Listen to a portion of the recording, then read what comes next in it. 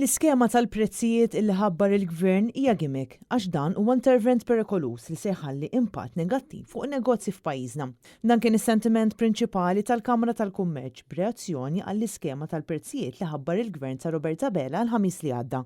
Tħares kif tħares lejha l-iskema hija one gimmick. Two, għamlet intervent fis-suq li huwa serju ħafna fil-kuntest ta' suq ħieles. Three, min iffirmaħ nofs qalb.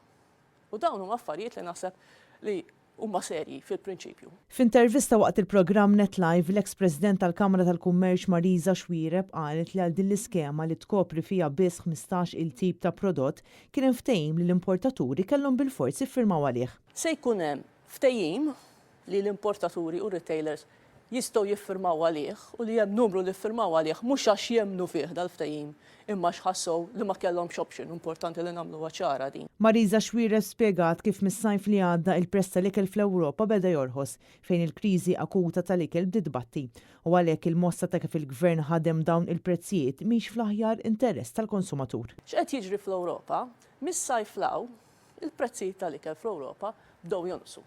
Jiġifieri il-parti akuta tal-kriżi tal-inflazzjoni fl-ikel bdiet tbatti fl-Ewropa. Mela x'għamilna l-bieraħ aħna? Ippegjajna l-prezzijiet bħala pajjiż ta' daw il-15 item li huma prodotti relativament bażiċi ma' prezz ta' Ottubru li għadda għal 9 xhur minn frar sal-budget li jmiss fl-aħħar ta' Ottubru meta l-prezzijiet tal-ikel minn barra mistennija jonqsu f'dak il-perjodu. Jiġifieri anke jekk inħarsu biss mill-punto di vista tal-konsumatur, il-mossa tal-bieraħ mhijiex fl-interess tal-konsumatur. Hija qalet li din l-iskema mhux se jkollha impatt fuq il-prezzijiet daqskemm wieħed qed jimmaġina. Bil-gvern spiċċa intervjeni b'mod dirett fuq is-suq, mentri fil-verità ma kienx hemm bżonn l-intervent tiegħu. L-iskema mhux ħajkollha l-impatt fuq il-kontijiet fil-ħwienet li wieħed qed jimmaġina, però għandha impatt tikraħ ħafna.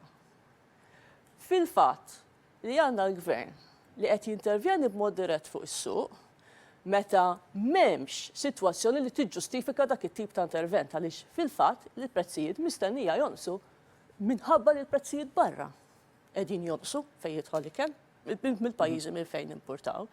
Jiġifieri għamilna intervent fis-suq li huwa perikolus u jintroduċi preċedent ikraħ. Bl-eks-President tal-Kamra tal-Kummerċ tgħid li ma kienx hemm konsultazzjoni fih dan l-MCSD. Anki għaliex f'dal-pajjiż in-negozji għandhom rappreżentanti denji fil-Kamra tal-Kummerċ u entitajiet oħra, dawk ir-rappreżentanti huma parti mill-MCSD fejn xi ħaġa bħal di għandha tiġi diskussa għaliex tinteressa kemm il-min iħaddem kemm il-rappreżentanti tal-ħaddiema u anki s-soċjetà ċivili.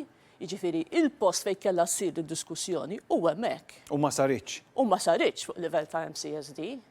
U l-bieraħ l-ebda rappreżentant tan-negozji ma kien parti mill-ftehim. Marisa Xwireb għalhekk appellat lill-gvern biex f'ċirkostanzi bħal dawn jikkonsulta mal-MCSD b'mod sistematiku. Jiġifieri il-gvern għandu jmur lura l-MCSD u jara verament x'inhuma ir-raġunijiet tal-inflazzjoni mhux ta' dal-prodott u dak il-prodott b'mod sistematiku.